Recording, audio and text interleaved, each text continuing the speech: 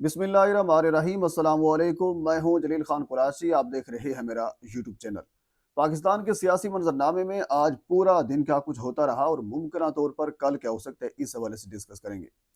آج کی سب سے بڑی خبر جو ایک اخبار کے اوپر چھپی، وہ میں آپ کے سامنے رکھنا چاہتا ہوں، اور یقین مانیں آپ کے ہوش اڑا دے گی یہ خبر۔ خبر یہ ہے کہ 2025 میں صرف پنجاب اسمبلی کے جو اجلاس ہوئے، یعنی باقی جو چیزیں ہوئی اس کی بات میں نہیں کر رہا، وفاق کے اندر کیا کچھ ہوا، باقی وزراء کیا کچھ کرتے رہے اور ان اجلاس کے اندر ان کو کیا کیا ملتا رہا، اس کی بات میں نہیں کر رہا۔ میں بات صرف یہ کر رہا ہوں کہ 2025 میں پنجاب اسمبلی کے جو اجلاس ہوئے، ان اجلاسوں کی مد میں 1 ارب روپے کا پاکستانی عوام کو ٹیکہ لگا۔ 1 ارب روپے کا پاکستانی عوام کو نقصان پہنچا جو پنجاب اسمبلی کے اجلاس ہوئے۔ اب میں اس کی تفصیل بھی آپ کے سامنے رکھ دیتا ہوں۔ خبر کے مطابق پنجاب اسمبلی کے 16 اجلاس ہوئے اور 16 میں سے 15 اجلاس ملتوی ہونے پڑے۔ کیوں ملتوی ہونے پڑے؟ کیونکہ کورم پورا نہیں تھا۔ کورم بھی پورا نہیں تھا، لیکن اس کے باوجود بھی ہر اجلاس کے اوپر تقریباً 7 کروڑ روپے خرچہ آیا۔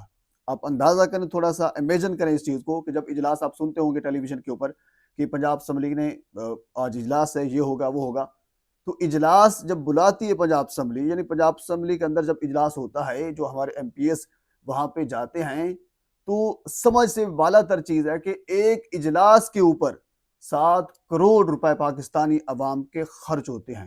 تو اسی طرح 16 اجلاس ہوئے، 16 میں سے 15 اجلاس، آپ نااہلی بھی ذرا چیک کیجئے، 16 میں سے 15 اجلاس کورم پورا نہ ہونے کی وجہ سے ملتوی ہونے پڑے، اور پھر بعد میں رجسٹر میں ان کی حاضری جو ہے وہ پوری بھی کر دی گئی۔ تو یوں یعنی 2025 کی اگر مکمل بات کی جائے تو پنجاب اسمبلی کے اجلاس کے اوپر صرف 1 ارب روپے کا ٹیکہ پاکستانی قوم کو لگا۔ اس اجلاس کے اندر جو اجلاس ہوئے، ان تمام اجلاسوں کے اندر جو کچھ فیصلہ ہوتے رہے، جو کچھ بھی ہوتا رہا، وہ آپ کے سامنے ہے۔ یعنی پاکستانی عوام کے ساتھ کیا کچھ ہوتا رہا، غریب کسان کے ساتھ کیا کچھ ہوتا رہا، مظلوموں کے حوالے سے، غریبوں لاچاروں کے حوالے سے کیا کچھ ہوتا رہا ہے، وہ آپ کے سامنے ہے۔ ہاں، اشرافیہ کے حوالے سے بہت سی چیزیں ہمیں دیکھنے کو ملی ہیں کہ ڈی سی صاحب کو نئی گاڑی دے دیں، ایس سی صاحب کو نئی گاڑی دے دیں، اس قسم کی چیزیں یا اس قسم کی خبریں وہ تو ہمیں سننے کو ملی ہیں، لیکن جو 1 ارب روپے لگے ہیں پاکستانی قوم کے، میرے اور آپ کے، ان کا مجھے تو کوئی فائدہ نظر نہیں آیا۔ بہرحال 2025 کے اندر یہ 1 ارب روپیہ صرف اجلاس بلانے کے اوپر لگا ہے، تو اب 2026 لگ چکا ہے، تو اگلے ارب کم از کم، کیونکہ اب مہنگائی بڑھ رہی ہے دن بدن، تو ظاہر سی بات ہے اب ارب سے اوپر والی بات ہوگی۔ تو ہم تھوڑا سا آگے چلتے ہیں۔ اگلی خبر ایک بڑی اہم ہے، اور اہم یہ ہے کہ جس طرح خبر چھاپی گئی ہے، یقین مانے بیسیکلی یہ ہے کہ یہ لوگوں کے جو مائنڈ ہے اس کو ڈائیورٹ کرنا چاہتے ہیں، لیکن حقائق ہر ایک کو پتہ ہے کہ حقائق ہیں کیا۔ خبر اخبار کے اوپر یہ لگی کہ جسٹس منصور علی شاہ اور جسٹس اطہر بن اللہ کو، ایک کو 16 کروڑ اور دوسرے کو 15 کروڑ پنشن کی مد میں دیے جائیں گے۔ اب ظاہر سی بات ہے، جب کوئی نیا بندہ ایک خبر پڑھے گا تو وہ تو یہی کہے گا کہ یار کمال ہے، 15 کروڑ ایک جسٹس پنشن کی مد میں لے رہا ہے، دوسرا 16 کروڑ روپے لے رہا ہے، یہ تو اتنے پیسے ہیں، یہ ہوگا وہ ہوگا۔ اب سوال یہ پیدا ہوتا ہے کہ یہ جو پنشن مل رہی ہے، کیا یہ جسٹس قاضی فائز صاحب کو نہیں ملی؟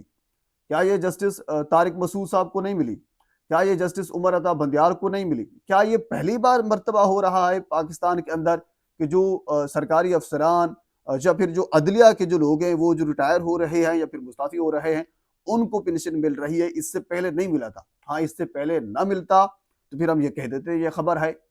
بیسیکلی خبر تو جس طرح حسنات ملک صاحب تھے، ہمارے ایک جرنلسٹ ہیں، انہوں نے اس کے اوپر بڑا خوبصورت اس کو کوٹ کیا۔ انہوں نے کہا کہ خبر تو یہ ہونی چاہیے تھی کہ ان 2 جسٹس صاحبان نے جو حکومتی پلاٹس لینے سے انکار کر دیا، بلکہ جسٹس اطہر من اللہ صاحب نے تو یہ فیصلہ دے دیا تھا کہ ججز کو حکومتی پلاٹس نہیں لینے چاہیے۔ خبر وہ نہیں بنی، خبر یہ بنی ہے کہ ان دونوں کو 16 اور 15 کروڑ پنشن کی مد میں ملیں گے۔ یہ کوئی خبر نہیں ہے، کیوں کہ خبر اس وجہ سے نہیں ہے کیونکہ یہ روٹین کا ایک کام ہے۔ جب بھی کوئی جج ریٹائر ہوتا ہے، ان کو پنشن بھی ملتی ہے اور ان کو باقی میڈیسن بھی ملتی ہے، یا باقی جو بھی لوازمات ہوتے ہیں یہ ملتے رہتے ہیں۔ یہ ہر ایک کے ساتھ پہلے بھی ہوتا رہا ہے اور اب آنے والے دنوں میں بھی ظاہر سی بات ہے ان کے ساتھ یہ ہوتا رہے گا. یہ روٹین ہے, اس میں کوئی خبر نہیں ہے. خبر اس وجہ سے اس کو ایک بڑی ہیڈ لائن بنا کر پیش کیا گیا تاکہ کیونکہ یہ دونوں جسٹس صاحبان تھے. 27ویں آئینی ترمیم جب آئی تھی, جب سپریم کورٹ کو بے توقیر کیا گیا تھا, سپریم کورٹ سے اختیارات لے کر ایک آئینی عدالت بنا دی گئی تھی, اور جو سپریم کورٹ کے چیف جسٹس صاحب تھے ان سے اوپر ایک اور جسٹس صاحب ان کو بٹھا دیا, یعنی ان کے نیچے والا جو بندہ تھا اس کو ان کے اوپر بٹھا کر ان کو اختیارات دے دیے گئے. تو یعنی سپریم کورٹ سے جو اختیارات لیے گئے تو ان کا قلم یعنی یوں کہہ لیجیے جب چھینا گیا تو پھر ان دونوں جسٹس صاحبان نے 27ویں آئینی ترمیم کے موقع کے اوپر مستعفی ہو گئے تھے. تو اس وجہ سے کیونکہ لوگوں کے ہمدردیاں ان کے ساتھ ہیں کہ انہوں نے حق اور سچ کا ساتھ دیا تھا, اب اس چیز کو برابر کرنے کے لیے یہ خبر جو ہے وہ اخبار کے اوپر لگائی گئی ہے. اور ہم تھوڑا سا آگے چلتے ہیں. اگلی خبر انتہائی اہم ہے, وہ ہے KPK سے, کیونکہ اب عدالت کی اگر بات ہو رہی ہے یا پھر انصاف و قانون کی بات ہو رہی ہے تو پھر یہ بھی بات بھی کر لینی چاہیے. وہ خبر یہ ہے کہ آپ دیکھتے ہوں گے اسلام آباد کے اندر, پنجاب کے اندر کئی مرتبہ ایسا ہم نے دیکھا ہے, پریکٹیکلی بھی ہم نے دیکھا ہے, جا کر خود بھی اس چیز کو اٹینڈ کیا ہے کہ جب عدالت حکم دیتی ہے, اسلام آباد ہائی کورٹ کے بے شمار حکم موجود ہیں کہ اڈیالہ جیل میں فلاں بندے کی ملاقات کروائی جائے.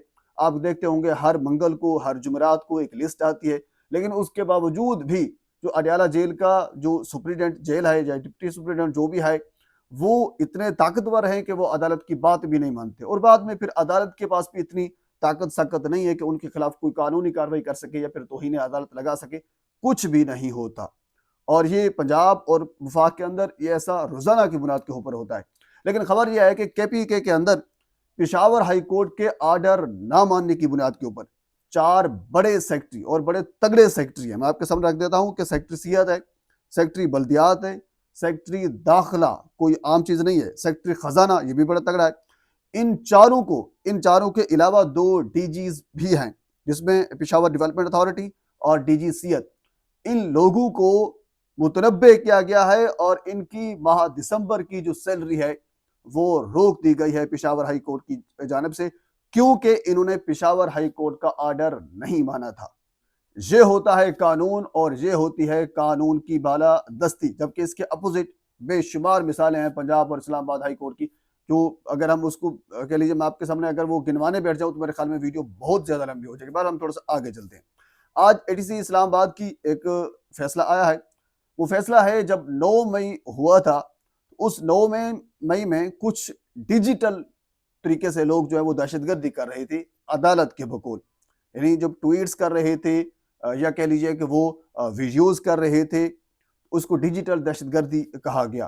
تو اس زمرے میں آج جو اسلام آباد ATC عدالت ہے انہوں نے ایک فیصلہ سنایا ہے, اور اس فیصلے کے اندر 9 مئی کے جو ڈیجیٹل دہشت گردی کیس ہے اس میں عادل راجہ, حیدر مہدی, وجاد سعید خان, صابر شاکر اور معین پیر زادہ, یہ وہ لوگ ہیں ان کو 2 بار عمر قید کی سزا سنائی گئی ہے. تو یہ صورتحال ہے ابھی تک, کیونکہ 9 مئی کے حوالے سے خان صاحب بے شمار کئی مرتبہ یہ مطالبہ کر چکے ہیں کہ جوڈیشل کمیشن بنایا جائے اور بتایا جائے, ہم اس کو یعنی پوری کوآپریٹ کرنے کے لیے حکومت کے ساتھ تیار ہیں کہ ہم اس میں ملوث تھے یا ملوث نہیں تھے, حقائق کیا ہیں عوام کے سامنے رکھے جائیں اور جو جوڈیشل کمیشن ہے وہ بنایا جائے. لیکن ابھی تک اس جانب جو حکومت وقت ہے وہ نہیں جا رہی, دوسری جانب جا رہی ہے. کبھی سزائیں سنا دیتے ہیں, کبھی جو دہشت گردی ڈیجیٹل دہشت گردی کے نام پر لوگوں کے اوپر سزائیں بھی سنائی جا رہی ہیں, لیکن جو عدالت کے فیصلے نہیں مانتے جو پاکستان کے اندر بھی موجود ہیں ان کے خلاف کوئی توہین عدالت کچھ بھی نہیں ہو رہا. میں